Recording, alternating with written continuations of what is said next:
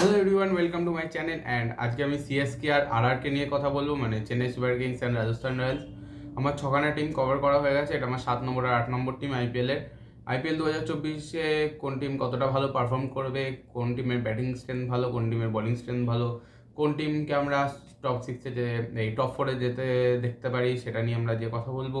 And আমরা এটাও দেখে নেব যে কোন টিমের ব্যালেন্স ভালো হয়েছে। অ্যান্ড একটা প্লেইং ইলেভেনও আমরা দেখে নেবো যে কোন প্লেইং ইলেভেনটা খেলালে তাদের জন্য সব থেকে ভালো হবে। তাই দেরি না করে শুরু করা যাক।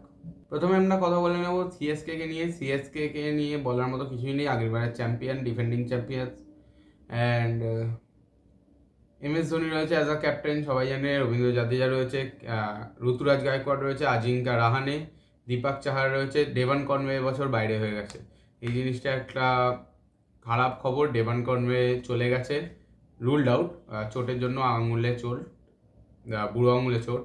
অ্যান্ড তার জায়গায় কোনো রিপ্লেসমেন্ট এখনও ঘোষণা করেনি। অ্যান্ড ফিল সল্টের আসার খবর নেই, কারণ এই বছরই আজকেই সকালের খবর যে ফিল সল্টকে কেকেআর মানে জেসনরার রিপ্লেসমেন্ট হিসাবে নিয়েছে। তাই ফিল সল্টের আসার যে রিউমারটা এসেছিল সেটা ভুল। তারপরে শিবম দুবে রয়েছে, মাহিসা থিকসানা রয়েছে, মিচেল স্যান্টনার আছে, পাথিরানা আছে, তুষার দেশপান্ডে রয়েছে, এই সবে রঞ্জিতে 100 করেছে। হাঙ্গার গেকার রয়েছে, মুকেশ চৌধুরী রয়েছে। যদি এরকমভাবে আমরা পরপর দেখতে চাই না, সামির রিজভি রয়েছে, যেটা খুব ভালো প্লেয়ার, ডোমেস্টিক খুব ভালো খেলেছে। এবার যদি আমরা পুরো সিএসকে স্কোয়াডটাকে অ্যানালাইজ করতে যাই, প্রত্যেকটা জায়গায় প্লেয়ার রয়েছে, বাট জিনিসটা হয় ক্লিক করে যাওয়া, প্লেয়ারটা ক্লিক করে যাওয়া। যেমন আজিঙ্কা রাহানে কেকেআর এসে ভালো খেলতে পারেনি, বাট চেন্নাইয়ে গিয়ে পুরো আলাদা একটা রোলে দেখা গেছে।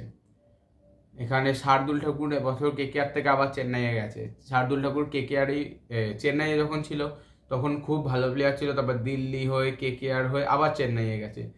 সো বোঝা যায় না যে চেন্নাই কি করবে। MS ধোনি আবার একটা টুইট করেছিল অন আ নিউ রোল, যা বোঝা যাচ্ছে না কেন যে MS ধোনি ওপেনও করতে পারে। বাট 4 জন বিদেশিকে নিয়েছে এরা।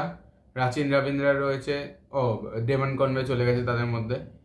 সো স্যান্টেনার রয়েছে, ড্যারিল মিচেলকে নিয়েছে, যেটা খুব ভালো পিক। আমরা যদি দেখতে চাই যে এখানে বোলিং স্ট্রেংথ খুব ভালো রয়েছে, দীপক চাহার, তুষার দেশপান্ডে আগের বছর খুব ভালো বোলিং করেছিল, খুব বেশি রানও খেয়ে নিয়েছিল বলা যায়। বাট একটা রোহিত শর্মাকে যে আউট করেছিল যে বলটা, খুব দুর্ধর্ষ বল ছিল।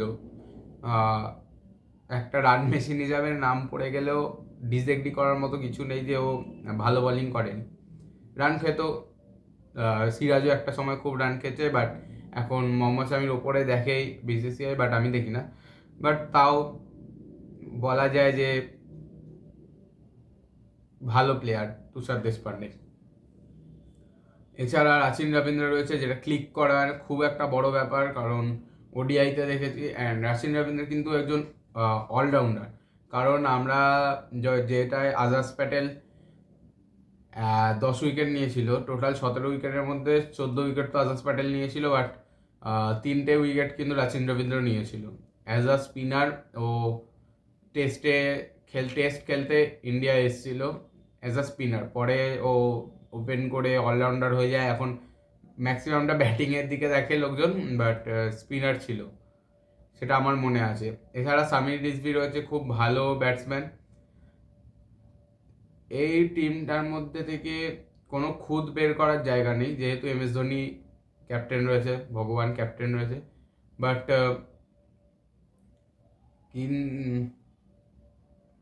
এখান থেকে প্লেয়ার ক্লিক না করতে পারলে আমি আর যা মনে হচ্ছে, হয় এরা খুব ভালো খেলবে, ফাইনালে যাবে, আর না হয় কোয়ালিফাই করবে না, ওই মাঝখানে আটকে থেকে 4-এ যাবে, 5-এ যাবে, এই রকম না। হয় এরা শেষ করবে 7-8-এ, আর না হয় এরা 1-2-এ, মাঝখানে এরা থাকবেই না। এদের এমন একটা টিম রয়েছে। কারণ ক্লিক করে যাওয়া, যেটা বারবার বলছি, মানে হয় প্লেয়ারটা খুব ভালো খেলবে, না হয় খেলতে পারবে না, এই দুটোর মধ্যেই হবে। অ্যান্ড এবার একটু আমরা প্লেইং ইলেভেনটা দেখে নিই সিএসকে। সো আমরা এবার সিএসকে প্লেইং ইলেভেনটা একটু আলোচনা করে নিই। সিএসকে প্লেইং 11-এ আমার অতটা ডাউট হচ্ছে না কোনো বিষয়, কারণ এক একটা প্লেয়ারকে দিয়ে এরা অনেক কিছু করিয়ে নিতে পারে, যেহেতু captain M S Dhoni. Main কথা হয়ে যাচ্ছে ওই জায়গাটাতে। অ্যান্ড এটা আই থিঙ্ক এম এস ধোনির লাস্ট সিজন, আই থিঙ্ক, কারণ 2020 থেকে আমি শুনে আসছি এটা লাস্ট সিজন করতে করতে আমি মাধ্যমিক পাস করে চলে এলাম, এখন আমি কলেজে পড়ছি, তাই ব্যাপারটা একটু খারাপ লাগছে।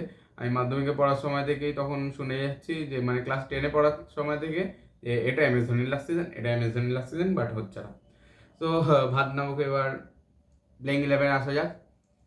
প্রথম ওপেনিং করবে ঋতুরাজ গায়কোয়াড় আর রাচিন রবীন্দ্র।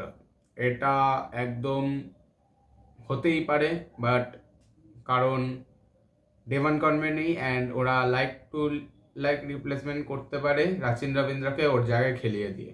একদম ভালো চয়েস হবে অ্যান্ড প্রথম কয়েকটা ম্যাচের জন্য দেখে নিতে পারবে যে রাচিন রবীন্দ্রের অ্যাবিলিটি কতটা। অ্যান্ড ওর যেমন খেলার স্টাইল, ও যদি ঋতুরাজ একটু ফাস্ট খেলতে চায় তাহলে রাচিন রবীন্দ্র ওই জায়গাটা একটা স্টেবিলিটি দিতে পারবে, বা রাচিন রবীন্দ্র যদি ফাস্ট খেলতে চায় ঋতুরাজও স্টেবিলিটি দিতে পারবে, দুজনেরই এবিলিটিটা আছে। অ্যান্ড তারপর রয়েছে প্রথম দুজন হলো ঋতুরাজ আর রাচিন রবীন্দ্র।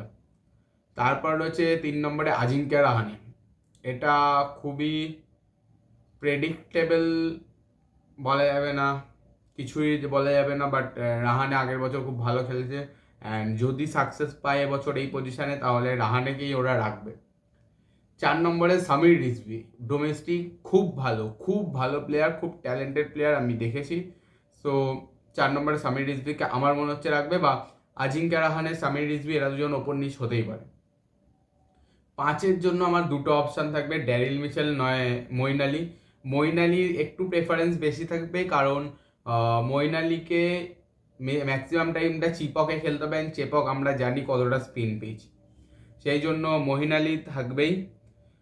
আর এতে মঈন আলী যদি থাকে তাহলে সামির রিজভি একজন spinner, Rachin Ravindra part time spinner, Sameer Rizvi part time spinner, Moeen Ali part time batter full time spinner, Jadeja full time spinner, Theekshana full time spinner. এখানে অনেক কটা স্পিনার পেয়ে যাচ্ছেন চেন্নাই নিজেদের স্কোয়াডে। সো এবার 6 নম্বরে তো আমাদের শিবম দুবে থাকছে অলরাউন্ডার, কার আমরা লাস্ট ইন্টারন্যাশনালে দেখে নিয়েছি ও কী করতে পারে টি20-তে আফগানিস্তানের সাথে I think. M S Dhoni, তারপরে 7 নম্বরে 8-এ রবীন্দ্র জাদেজা, 9 দীপক চাহার নামবে। আমরা যদি দেখতে চাই 9 অবধি অলরাউন্ডার রয়েছেন, 9 অবধি। এখানে যদি এদিক ওদিক করে কিছু করে পাথিরানা বা এই সব জায়গায় যদি সেন্টেনারকে নামিয়ে দেয় তাহলে 10 অবধি ওদের ব্যাটসম্যান চলে আসবে, মানে যারা ব্যাট চালাতে পারে। থিকসানাও মোটামুটি এখনো ব্যাট চালাতে পারে, আমরা বলতে পারি 10 অবধি ব্যাটিং হয়েছে।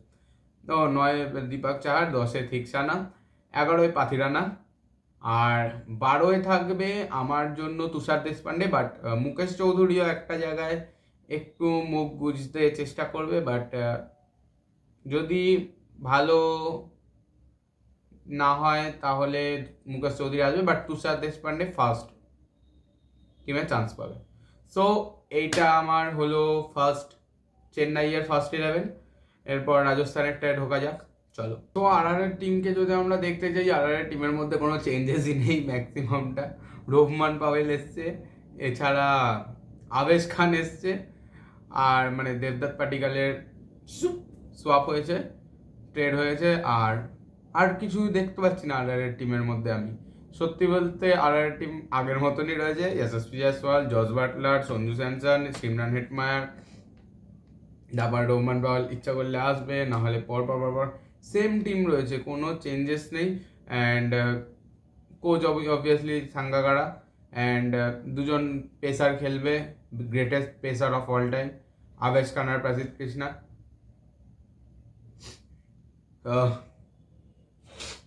অ্যান্ড কিছুই নেই, ইউজি চাহাল রয়েছে, রবি অশ্বিন রয়েছে, কি বলবো এই টিমকে নিয়ে। চলো ডাইরেক্ট আমরা প্লেইং 11 দেখে নিই। রাজস্থানের প্লেইং 11 যদি দেখতে চাই, প্রথমে ওপেন করবে জস বাটলার আর যশস্বী জয়সওয়াল, এরা দুজন তো রয়েছেই ওপেনিংয়ে। 3-এ সঞ্জু স্যামসন আসবে, 4-এ আমাদের লর্ড রিয়ান পারাগ, 5-এ আসবে সিমরান হেটমায়ার, 6-এ আসবে যদি ধ্রুব জুরেল পারে আসবে, আর না হলে আসবে 6-এ রহমান পাওয়েল, 7-এ আসবে ওই তো 6-7 ধ্রুব জুরেল আর রহমান পাওয়েল ওপর নিচ হবে। 8-এ আসবে রবি অশ্বিন, 9 ট্রেন্ট বোল্ট, 10-এ ইউজি চাহাল, 11-এ চলে আসবে আমাদের প্রাসিদ কৃষ্ণা, ইম্প্যাক্ট প্লেয়ার আবেশ খান। কোনো কিছু ঝামেলা নেই আর টিম নিয়ে। আর টিম হচ্ছে সব থেকে সেটেল টিম। আমি তো ভেবেই পেলাম না যে এই টিমটাকে নিয়ে কি বলবো। আগের বছর যা ছিল তাই টিম রয়েছে। জেসন হোল্ডারের জায়গায় যেন রহমান পাওয়েলকে নিয়েছে। আর আর কি, আর কেউ কোনো প্লেয়ার নেয়নি। আর আবেশ খানকে ঢুকিয়ে দেবে মাঝখানে, ব্যাস হয়ে গেল।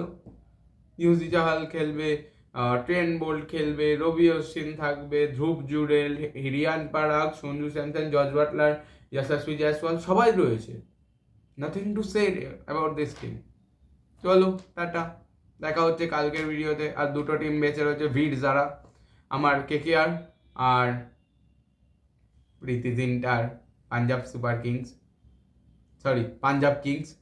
সুপার বেরিয়ে গেছিলো, তাই টাটা বাই।